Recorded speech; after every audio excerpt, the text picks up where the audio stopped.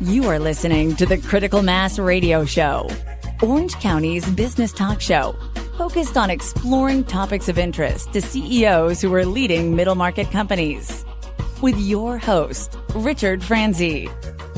Hello and welcome to Orange County's longest running business talk show. And yes, I am your host, Rick Franzi. Our guest today is Nicholas Yrizarry. He is the CEO of Aligned Wealth Advisors. Nicholas, welcome to the show.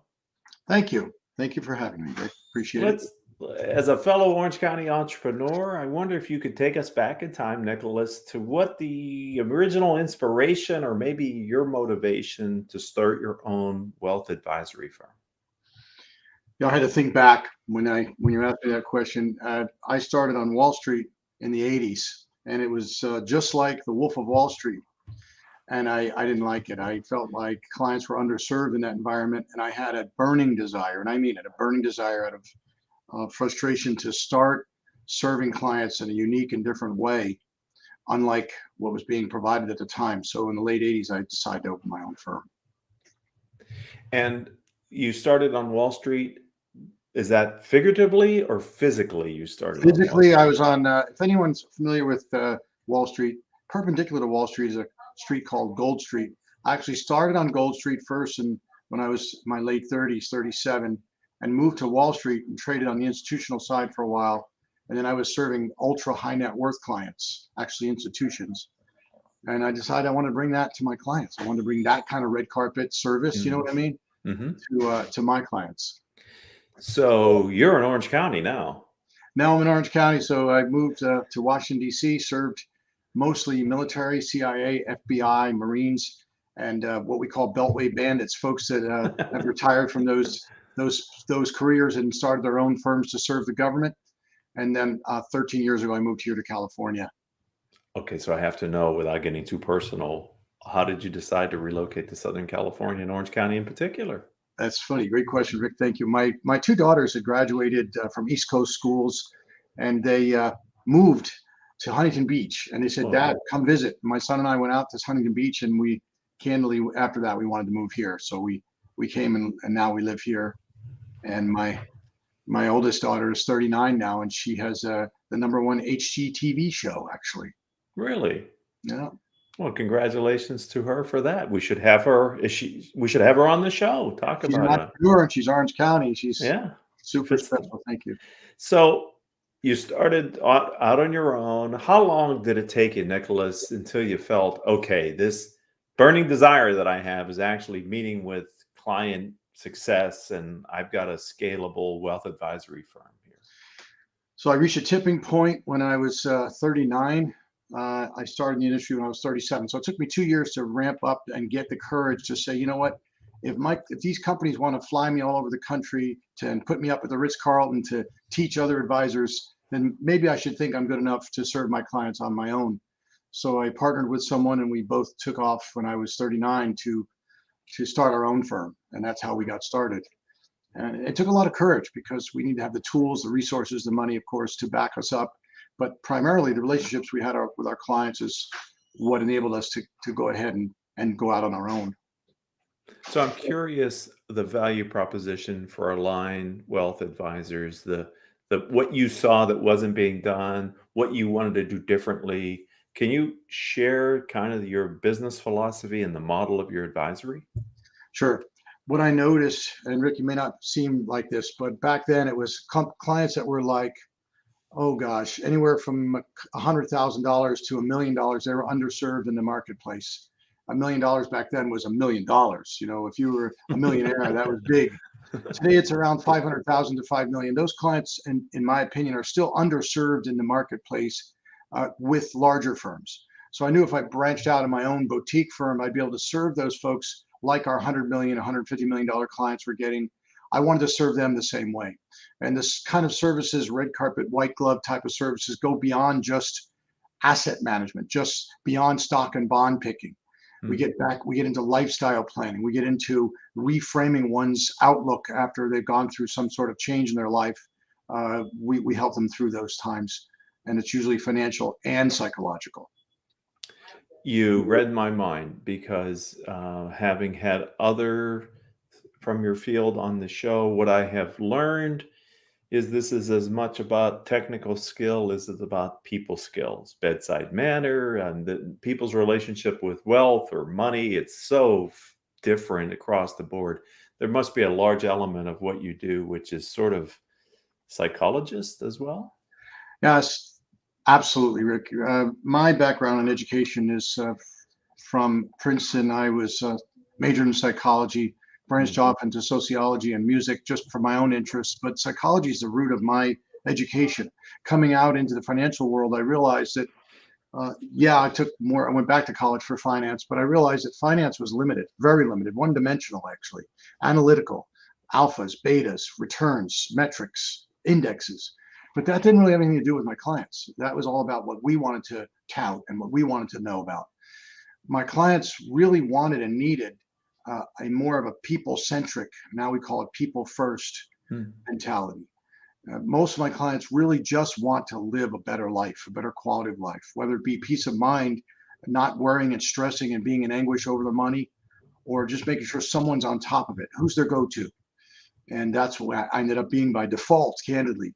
So back in, 10 years ago, 2013, I went back to school, back to college, and now I'm one of the most, newest pioneers in the area of behavioral finance. My degree and my certification is in behavioral finance, which really deals with the psyche of individuals around money and, of course, around lifestyle planning. I didn't even realize there was such a discipline as behavioral. It makes sense. I'm glad to see that the educational academia is responding to this, because I imagine that's built into the DNA of your firm now, what you have learned and what you're practicing as well. Very much so. Thank you. Not only for you, but possibly other people on your team. Yeah, so I have, my own team of folks that work for me. I have an in-house attorney and so forth. What the mantra here is, of course, people first, but we realize what we're doing and we want our clients to realize it. So the messaging is really about, look, now that you've given off this responsibility to us, you trust me, you trust us, and we have outsourced, if you want to call it outsourcing. We've managed to find really great solutions for our clients, wholesale, institutional, very disciplined, no commissions, no sales charges. Once we put that out of the way and we create a really good financial plan, that it creates a vacuum. And I know I've shared this with folks in the past. A vacuum is, if you have a vacuum cleaner on the floor, what it's doing is it's pulling air away from a space via a mechanism. And when that air is pulled, it actually pulls debris off the surface. In a vacuum, in my context, it's where, okay, we've taken off the shelf your worry and your anger or anguish about money. And now what? Now we've got this space which you've been working for and striving towards and disciplining yourself for and skimping for, candidly. Now what are you going to do with your life? So we enter into a whole transformational relationship with our clients, where I've got to help them reframe and build a new life around their money and new perspectives around their money, perhaps enjoying it, of all things. Imagine that. Yeah, imagine that. Right. What a foreign concept. So I think it sounds great, Nicholas, and it's probably more difficult than it sounds to change people's attitudes and ingrained behaviors that they bring to you. And so this advanced training that you've been through must really pay dividends.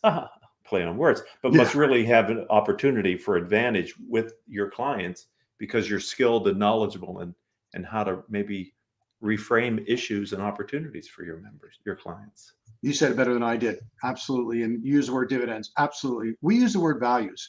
We have, monetary value, money.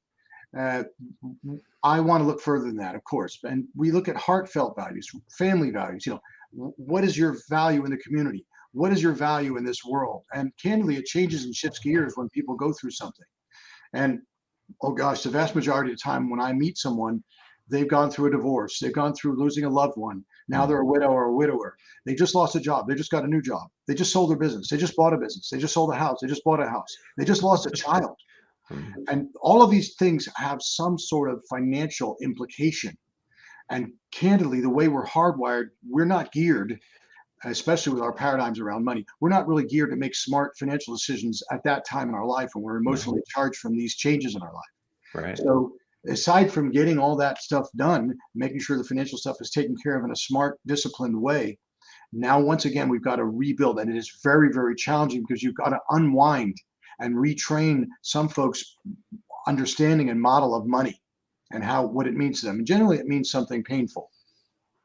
So this is such an interesting conversation. I have to ask one more question before we move on to some other things that I want to talk to you about, Nicholas. Thank you for sharing your expertise here with me today. And that is that I would assume, and tell me if this is at all accurate, that many of your clients have built this wealth through their own efforts, but yet now they have children who may to some degree think it's sort of the normal way that you live because they've enjoyed the benefits of what their parents have built. There has to be a different sensibility to what wealth means between those two generations as well. Oh my gosh. So the education, training, relationship building to help build efficacy and quality to having a child even listen to us and understand what we're messaging is all about what you just said. So if someone skipped, saved, and again, sacrificed for the sake of their family, and now the family, we see it all the time, the children, with all due respect, are now inheriting the assets or moving into the business or having some degree of payback from all the pain and sacrifice that their parents have made. It requires a lot of soul searching to help the children understand what that really means. And so not to go out and buy a new Ferrari, that may not be the right solution. 90% of all inheritances are spent within the first 6 months. Wow. 90% of inheritances are spent within the first 6 months. So we've got to help retrain, again, reframe, I don't want to say manipulate, but help to persuade and help educate about what money would mean to them.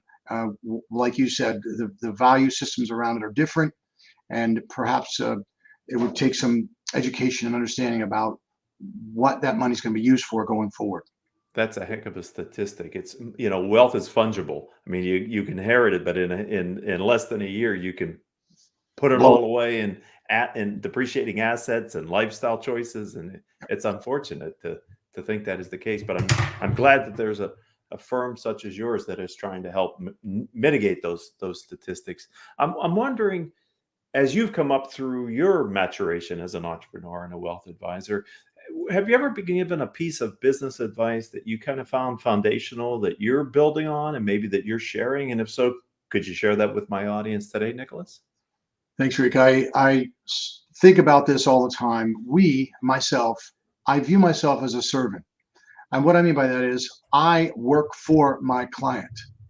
I don't have a corporate agenda, which, by the way, was very frustrating when I worked for the big firms. I was a first vice president of investments for the largest bank in the world. And we had a corporate agenda, and it was in my face every morning, every conference, every meeting we had was all about them, all about the corporation. Mm-hmm. What I realized is that there's no longer going to be that kind of relationship with myself and my clients. I serve not a corporation. I serve my client. And so my clients are basically my boss. And what I do really is just mirror back to my clients what they want to accomplish. And believe it or not, most of the findings that I have with my clients in the relationships that I develop with them it takes a while to bring that out and to have my client trust me enough to say, hey, Nick, this is what I'm really looking for. The answers are kind of buried beneath the outer surface. And that's been a real big challenge for me, but be a servant. That's my mantra. That's excellent. You probably know this phenomenon better than I, having studied this. It's people are much more willing to risk to grow than to risk to lose. This idea of loss aversion. So once people have built a nest egg that they really find valuable, there's probably a shift in their mentality about maintaining that versus when they're trying to acquire assets and their willingness to be risky and kind of growing their net worth. Wow, you have a lot of insight. That's absolutely true. Going through the changes with our clients, psychologically, their ideas around money, from taking risks to acquire it, again, making sacrifices to build it, now all of a sudden into a different mode. When a client retires, either leaves a career or sells a business, their their view of money and their ideas about what's important to them have changed a lot. And believe it or not, it's uncomfortable for them. Hmm. So again, we help to embrace new models. In the area of psychology, it's called reframing. In the area of cognitive psychology, it's called acceptance and commitment therapy.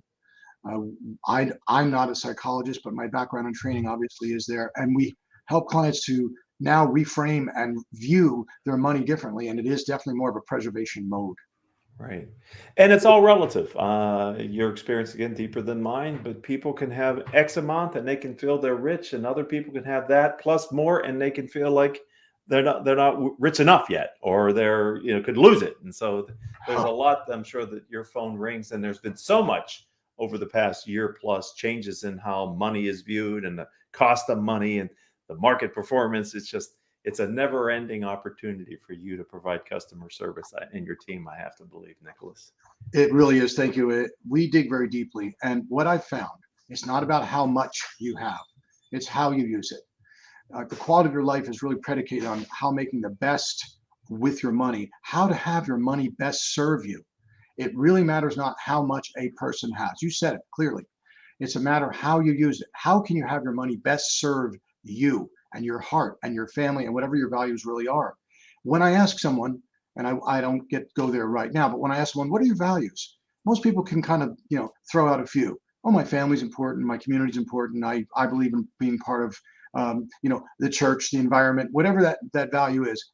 Right. That's too loosey-goosey. What we do is we dig much deeper. We have tools, of course, for it. And we help our clients identify more clearly what's most important in their heart of hearts, and then how their money is going to serve those values the best. Mm-hmm. And to your point, that's what we do more than managing, beta and alpha, although that has to be done. So as you're speaking, I'm thinking, boy, you're helping them to align themselves. And I'm not sure if that at all had anything to do with how you named your wealth advisory, but I kind of that imagery came to mind really without even realizing that is your firm's name.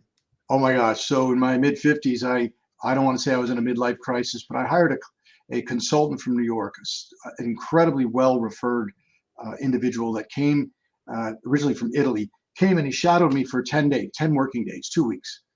And he took notes. And I'm like, what is he taking notes for? What's he doing?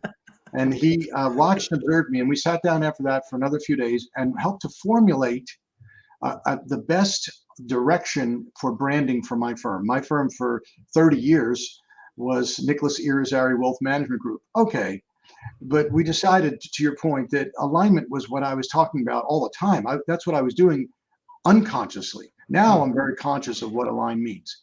Most people, Rick, this is going to sound really harsh at first, but it's soft when you hear about the way I approach it. Most people live lives of quiet discontentment. Thoreau said it was quiet desperation, Henry David Thoreau. What I've noticed is that a lot of the folks, they're super wealthy financially. They have a lot of assets, but they usually have acquired and come about having those assets through mutually excluding something else in their life. Quite often, they put on the shelf, they deferred some of the most important parts of their life for the sake of the money. And they got in such a habit of doing that now they don't even know how to use the money they've acquired with all that mutual exclusion. And so what we do is we want to find out what they have, if they have mutually excluded. And it takes, I hate to say it, like a session or two to identify what someone really wants to accomplish when they sit with me. Just today, I had a meeting like that. And the person was ultra wealthy.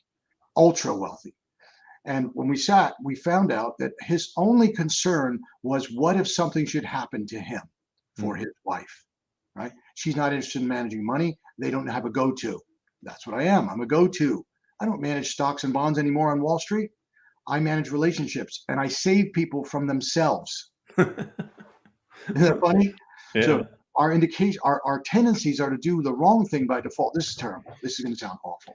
But the reason why a lot of us don't actually find and realize our dreams, the reason why we have idealities or ideals in our lives that are not realities, is because we're not aligned with the behavior patterns that get us there. I've always wanted to be organized. I've always wanted to be organized, Nick, but I'm not organized. So my next question would be, mirror back. Well, what about being organized is important to you? Of course, that's the first question we ask as a counselor, as a coach, right? Well, I want to be organized because I feel like I'd be more clear-headed and I'd be able to focus on some of the other things I'd like to do. I understand that. So then we go from there and we start to dig deeper and deeper and deeper and deeper with all kinds of training. Sandler, Sandler. Sandler is a psychotherapist. I took all the Sandler training that a person could take prior to getting my background in behavioral finance.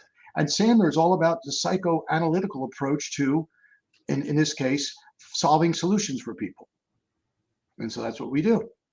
That's so interesting. I wish we had more time to delve with you, Nicholas, but I wonder if you could talk to me a little bit about the future. Where do you see Aligned Wealth Advisors going? What's going to be different? What's your vision for the future?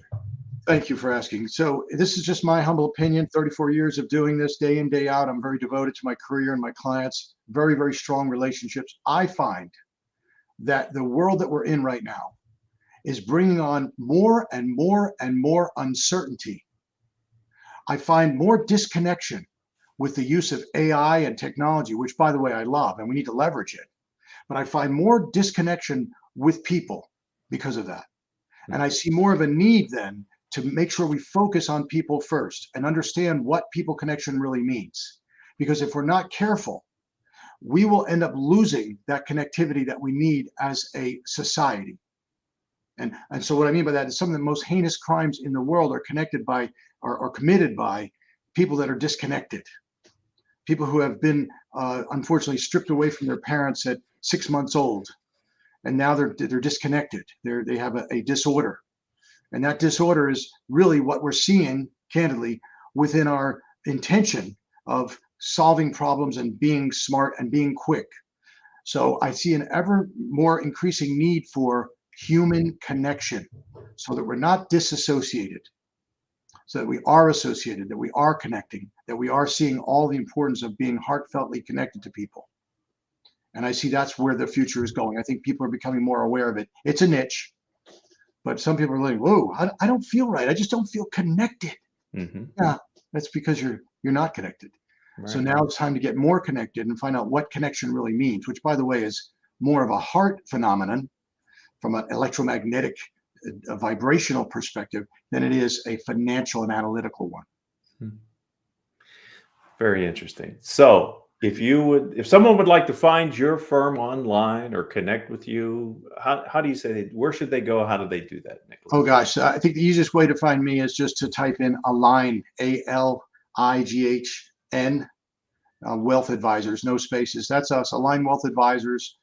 We're in Laguna Hills, California. My clients span all over the United States. Right after this meeting, I have a client meeting with folks in Hawaii.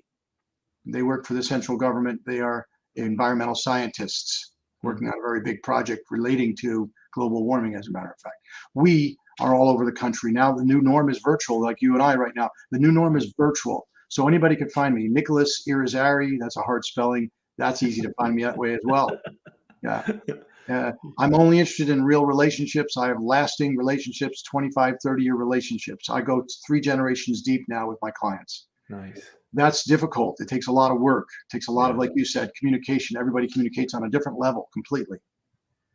So, well, I've thoroughly enjoyed the time we've spent together. Thank you for being a guest on Critical Mass Business Talk Show. Thank you, Rick. I really appreciate the time as well. Thank the audience. You've been a part of Orange County's longest running business talk show. Nicholas's interview is now a part of our catalog of over 1,400 interviews. If you happen to be an Orange County entrepreneur with a story to tell, then reach out to me. I'm Rick, R-I-C, Franzi, F-R-A-N-Z-I, on LinkedIn. Coincidentally, that's also our company's website, rickfranzi.com. And we can schedule you potentially for a future interview on our show. And until the next time we all have a chance to be together, here's hoping that all of your business decisions will move your company in a positive direction.